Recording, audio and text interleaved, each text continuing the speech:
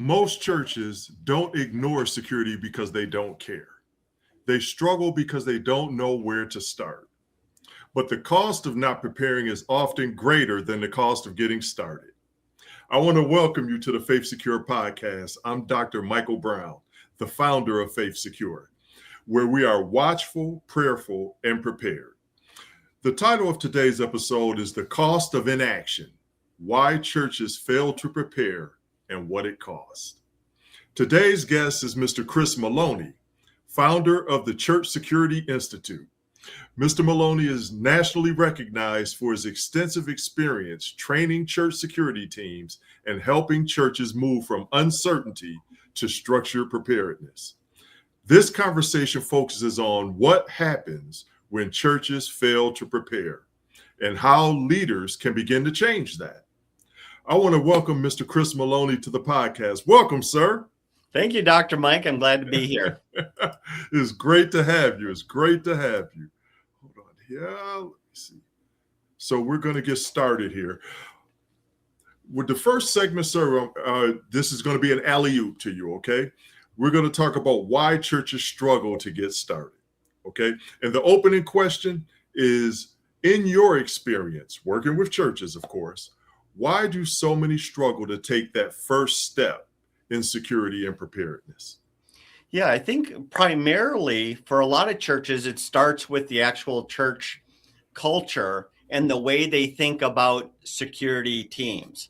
Of course, we prefer safety teams, but when you go to a church and you start to talk about, hey, we need to establish some sort of security team or some sort of safety team, suddenly what happens is that people's brains go right to chain link fences and German shepherds and cameras and Right. A safety team member standing at the door with his arms crossed, scowling at people as they come in. And we just get this wrong idea, completely wrong picture of what a safety team actually is. And so just right off the bat, there's that pushback, if you will, from leadership, from people inside the church that basically says, this is God's house. We are welcoming. We are warm. We are hospitality first. We never want to turn back those that are seeking and the lost and the seeking, and so this whole idea of a safety team suddenly feels and looks, before we've even said much more than saying we need a safety team. Right. All of a sudden it's this like, this feels like it's anti-God. This is anti what we're here to do. And so I think that's one of the largest pushbacks for a great many churches out there.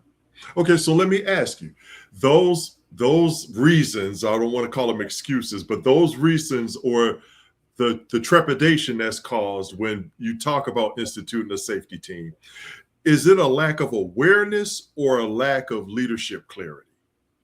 You know what? It's not a lack of awareness. You would have to be living in a cave somewhere to not know about what's going on in the world, right? Correct. We have the Minneapolis protests going on at the church, right? We have shooting events. There are organizations out there that track shooting events that happen at churches. They track crimes. The FBI statistics can be of some use too in that. So we know that these things are happening at churches. But here's the problem. So as a protecting minded person, we are convinced by stories of violence, of stories of disruption. We're motivated by crimes and stats. And that speaks to us as people with the heart of protection. Absolutely. The thing is our churches and our pastors aren't wired that way. They're the opposite. They're the absolute opposite. And so when we go to our pastor and say, hey, do you know that so many people died last year in churches? Do you know how many medicals occur and how much is stolen and embezzlement and all this other kind of stuff? We're speaking a language that makes sense to us, but not to them. That's true. They have a heart of a pastor. They are the heart of the shepherd. They're about nurturing people and growing them and discipling them and all these kind of things. And then we come in with a language that sounds insane to them. And so one of the things we have to do is we have to come in there and say, hey, pastor, Our job as a safety team is not to push people away. It's not to create fear. It's none of that. Our job as a safety team Mhm. is to maintain a safe environment so you can do what you need to do. We eliminate those distractions of safety and security while you reach out to the lost, while you disciple people. That's right. The idea is we eliminate distractions for you, Pastor. We take That's things right. off of your plate. We don't put things on your plate. That's very well said. So would you say that there's a fear of overreacting that comes into play? Yeah, I think pastors sometimes worry about that. It often comes down to the individual that's Mhm. proposing or discussing the safety team. That's a good Um, point. if they have a very guns first, active shooter mentality, if they're, I say this affectionately, this might offend some people. I call them gun guys. Right. They're highly enthusiastic. They really have a Mhm. calling to protect the congregation, but they come into that pastor's office and they're like, guns, guns, guns. And Mhm. so now the pastor's like, whoa, Yeah. am Yes. I going to trust this guy? Can I trust this guy Yeah. to Hmm. deal with a disruptive individual? And then they're going to go too far with it, Yes. as Yes. opposed to a little bit more wisdom is to go in there and say, hey, we're going to add to your hospitality team. All right. All right. And see, that's something in my work as well, Mr. Maloney, is convincing them that they're not two separate paths, that security and safety works hand in hand with the ministry, that you can be hospitable, but also be watchful and be prepared. Absolutely. So, yes. Okay. So we're going to pivot a little bit. We're going to deal with the reality of having untrained teams. Okay. So now I'm going to ask you, what risks do you see when churches rely on volunteers who are willing, okay, but they're not properly trained? Yeah.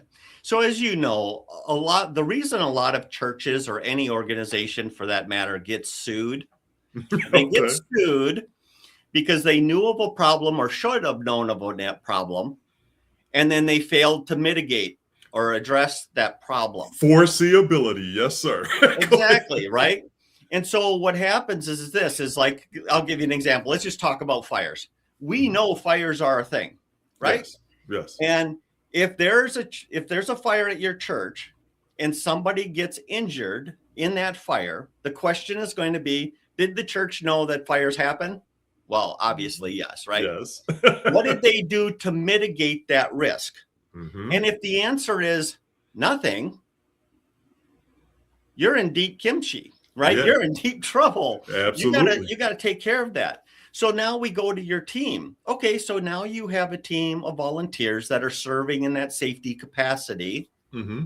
Um, and that has the initial appearance of looking like a really good step, right? Because Hmm. we're acknowledging that there's risk and there's Right. threats out there, Right. and we're trying to set up a team that's paying attention and Hmm. available to respond to emergencies. But now it's like, well, then what did you do to prepare them? That's right. You That's have to right. know that some of them are going to tend to not react. Some of them are going to tend to overreact. And what we need to see is that you've acknowledged that risk and you're pulling the crazy guys in the right direction. You're pulling the conservative in the right direction, and Right. you're giving them some real direction and some real training so they can act responsibly. That's right. Now, let me ask you, what gaps do you often see in volunteer teams? Yeah, as far as training or First training. yeah, so there are a lot of teams out there that kind of put the gun first idea, right? Okay. And so they go to the range. They have regular conversations, maybe even training events at the church, all for the active shooter. Okay. And and then they neglect the other stuff. Now, I'm not saying that we shouldn't focus on the potential for a violent intruder. Absolutely. However, there's that's about protecting life, of course, right? But Right. the thing is, there's something else about protecting life, and it's far more likely to occur, and that's medicals. Absolutely. right? So my Absolutely. thing is look across your congregation. The more gray hair you see and round bellies, you're going to have a medical, right? I And love how you put that. Go ahead. so if we're interested in protecting lives, Right. we need to get medical training, That's right? true. We need That's to be true. trained medically. Maybe it's from the American Red Cross or whatever, some reputable organization. Let's get certified. Let's look at equipment. Let's do that kind of thing. Then the next stuff, with people that are worried more about the violent intruder because that's fun or Yeah. exciting. Yeah. It's Yes. like, okay, well, if all you do is go to the range, what you've done is you've trained everyone to be a hammer. And if everyone's trained to be a hammer, everything will look like a nail. And so we can't just focus there. We have to also consider less lethal That's tools true. or things that we could use. We need to get into verbal de-escalation. Let's How say, about that? Yes. yeah, in the last 10 to 12 years, if we've learned anything, verbal de-escalation, de-escalate, de-escalate, de-escalate, de-escalate. Yes. And so when we're talking about what are the gaps we're missing, we're all about guns and violent intruders. Okay, what about the rest? Yes. Yes, that's very well said. Now, well, let me ask you a practical question. If a church has a security team or safety team in place, but no formal training, what should they do first? They need to start getting training done as quickly as they possibly can. Let's bring in a Red Cross or American Heart Association instructor, and let's first knock out a Saturday of first aid CPR training. Okay. Let's talk about potentially then buying any medical equipment that they would be qualified to use after that training is done. That's something that's very easy for a church to do. And the thing is there's no rub against it, right? There's no right. You're no resistance to that. Yes. Hey, we're now ready for heart attacks. Whose idea was that? Nobody's going to be against that. It's an easy win, and it's a big step in the right direction. Then from there, maybe bring in a de-escalation instructor. And the truth of the matter is for most people in the country, medical personnel are trained in de-escalation. Teachers, public schools are taught in de-escalation.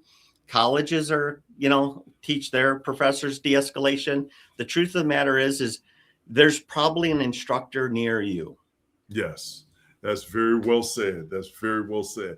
Well, sir, I'm going to pivot a little bit here, and we're going to talk about the leadership gaps that create risk. Okay. And I'm going to ask you, what leadership gaps create the greatest vulnerability in churches? The biggest one is just ignoring it. Something gets stolen, we ignore it. There's an altercation, we write it off as a one-off event. We just ignore all risk.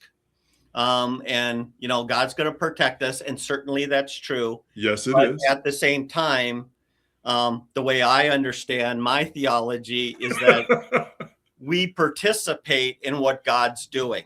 I love the story of King David going up against Goliath. Yes. If you read that story, there is no question in your mind that it was God that was with him and working through him.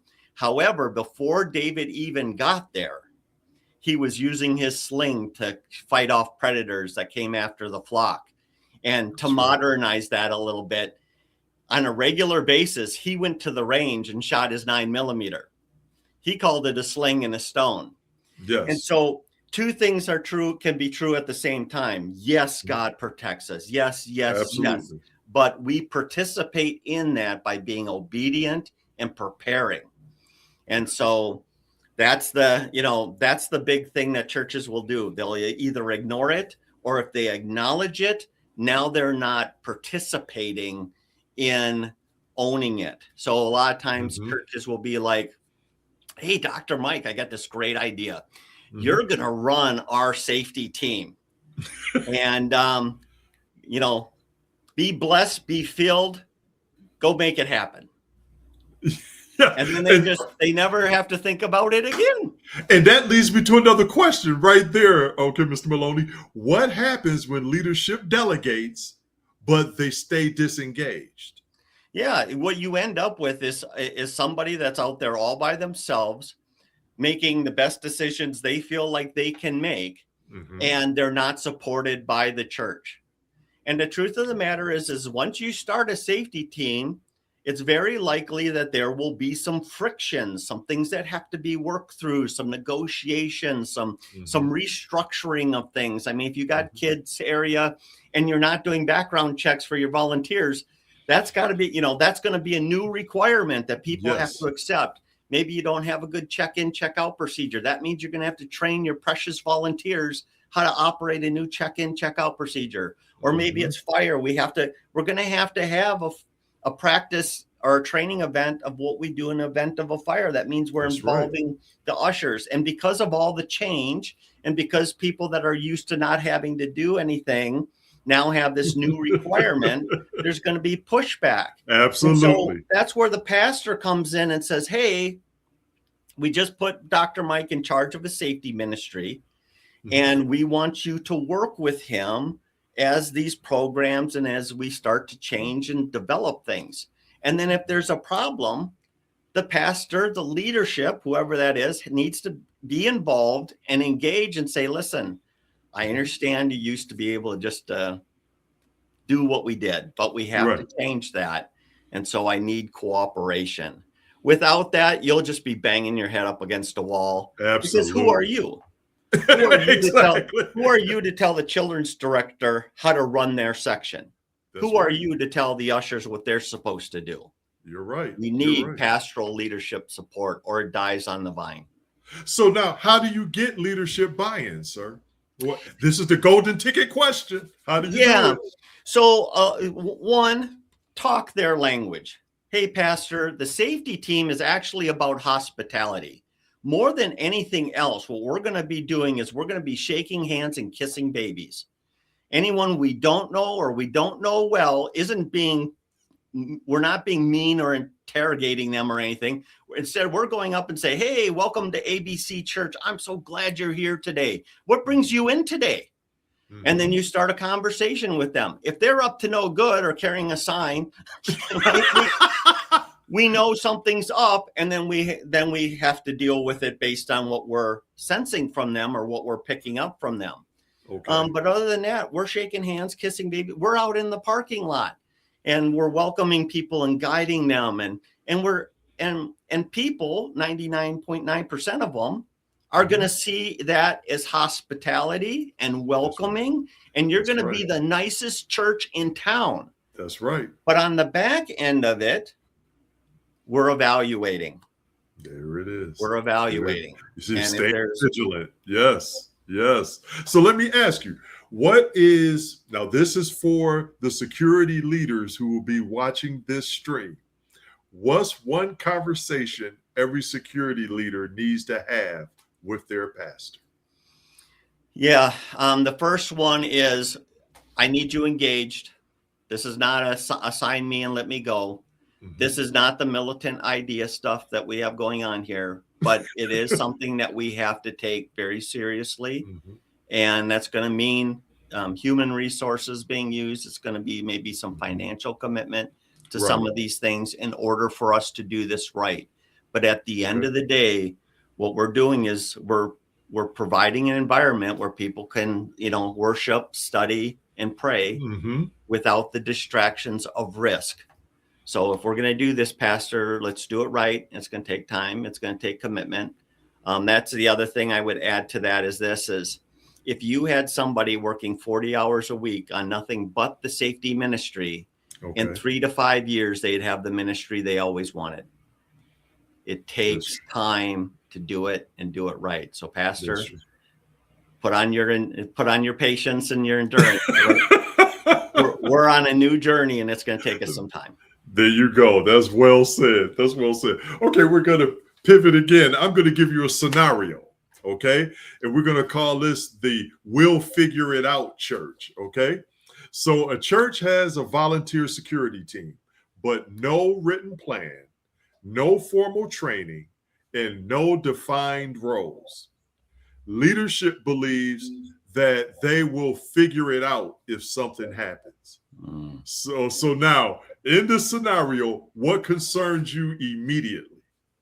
What you're planning for is you're planning for complete chaos. Absolutely. Planning, no plan is not a plan. Hope is not a course of action. No, We it's have not. to have plans. Think of, there was a church not too long ago. They told me what happened. A guy came in, he approached the pastor on the front. He was very boisterous. He was clearly angry about the church's position on in particular ideology. Right. And there was this huge, it was a big mess. And the team that had no training, never even really coordinated, they were just a bunch of guys with guns that would occasionally talk about what they would do if a bad guy came in. Right?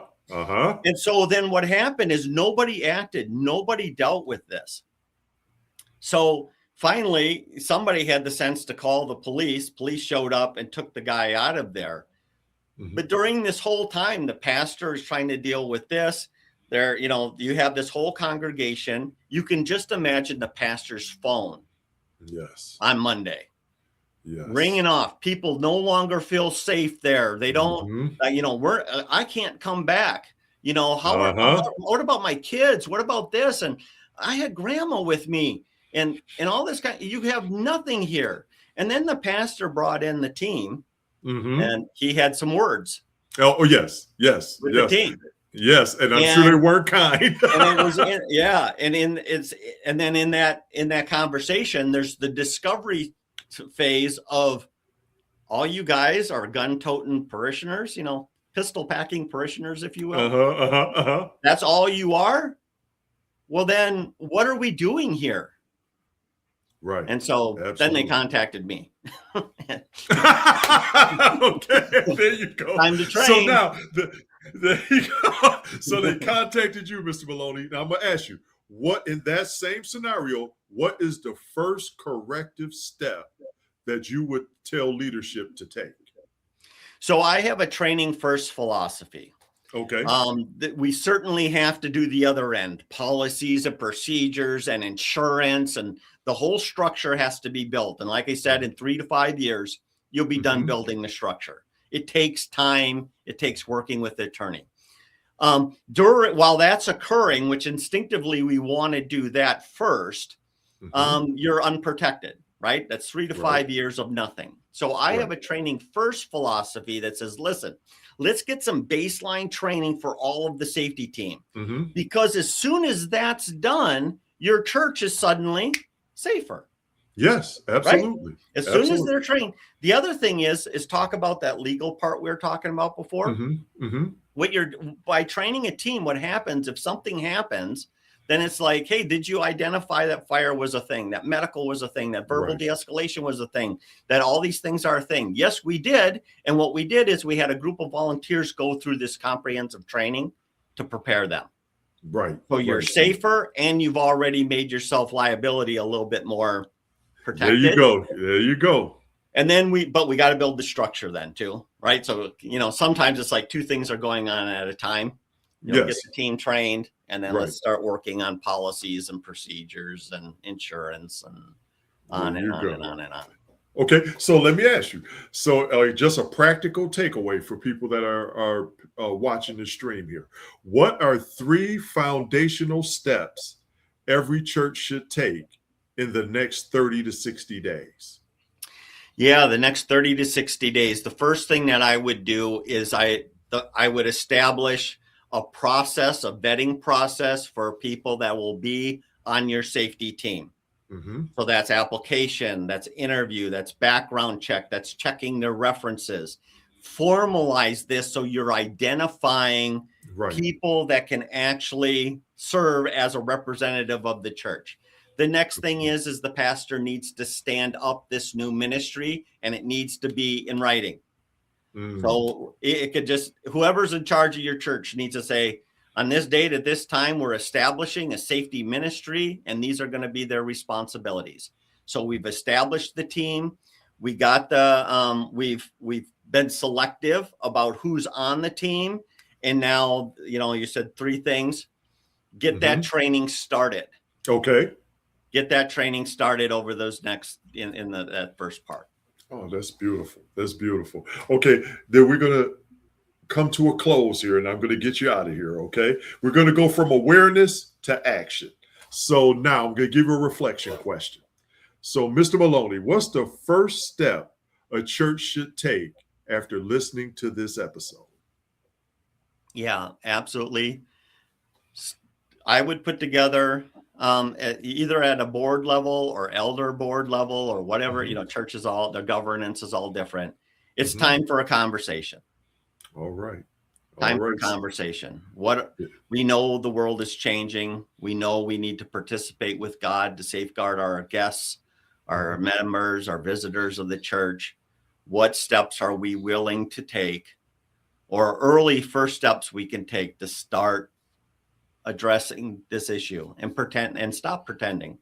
There That's you what's go. happening here. So now, how can churches move forward, just like you say, without feeling overwhelmed? Yeah, so it's a little bit like eating the elephant, right? One bite at a time. Okay. A lot of times pick one program. Pick one program. We talked about medical. It's life Yes. and death. Put Yes. together maybe just a medical program. Hey, let's get some Mhm. people trained in first aid CPR. Let's get Mhm. some equipment. Let's be intentional about Right. grandma having a heart attack, right? Right. Let's do Right. that. Something basic. Or maybe it's fire evacuation for the children's ministry. Let's put together a fire evacuation. The reason I like to start with fire evacuation is because who would be against it? Nobody. You'd be crazy if why are we doing this? Don't we trust God? Oh, come on. Okay. So start with, I like to call those easy wins. Yes. Let's Yes. just get an easy win under our belt because you learn so much, right? Because you have to work with other ministry Right. Right. leaders and other volunteers and do it on something where you don't have to argue about it. We're just doing it, and we can work together. A committee can work it out and put it all together. Just start small. If the church wouldn't even do that, I have even a step earlier than that. Okay. One of the steps you can even do before that is just starting creating a culture of safety. And Mhm. some of the things that you can do is like a hands-only CPR course, which tends to be cheap. And you can Mhm. invite everybody in the church, right? That's As many true. people as you can get packed in Right. there. And then when people are like, hey, this is a neat idea, they start to think in safety and security. Another thing that you could do is sometimes a women's self-defense class hosted at your church. You can Mhm. bring in somebody from the outside that'll do a little seminar for Mhm. the women, women and young women at Right. Right. church. And what you've done is you've had a very community church serving event.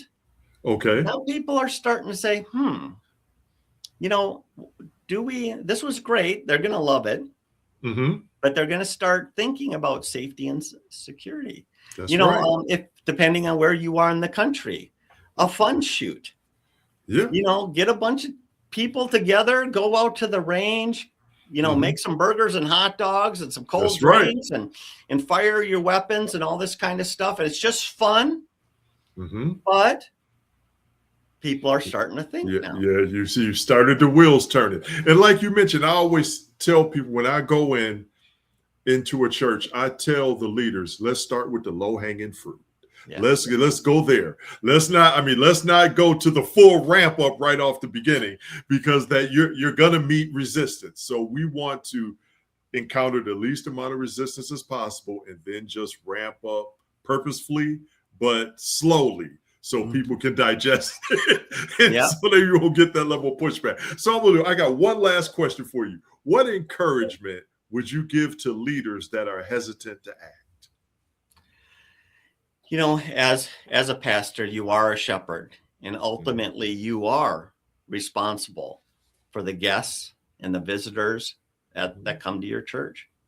You That's have a true. responsibility there. Certainly their spirituality is extremely important. I'm not taking away from that, but also their physical safety. You're Absolutely. responsible for that.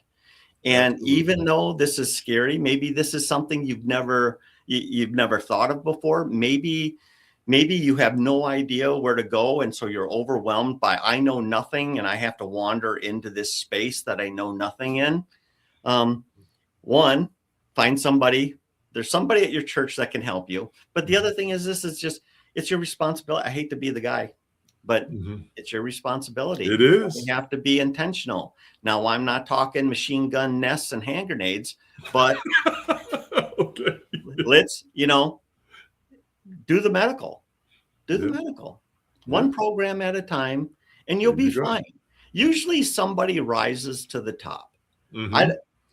Somebody will rise to the top, and they will be somebody who's highly faithful. Maybe they look a little bit like the deacon qualifications in the Bible, you Uh-huh. know, Uh-huh.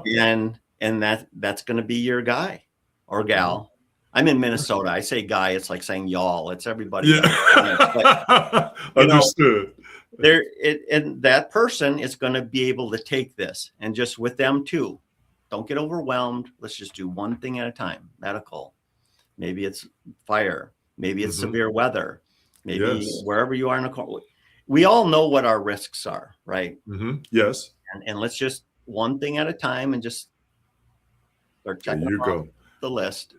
There you go. And in Just 3 be to 5 years, systematic. you'll look at your done list and you'll be like, wow, Yeah, there you go. We we're, making progress. we're in good shape. Yeah. All right, Mr. Maloney. Just hang out with me for a little while longer. Just want to make a quick announcement and we'll wrap up, okay? So, sir, conversations like the one we had are exactly why we're going to be bringing together leaders from across multiple disciplines.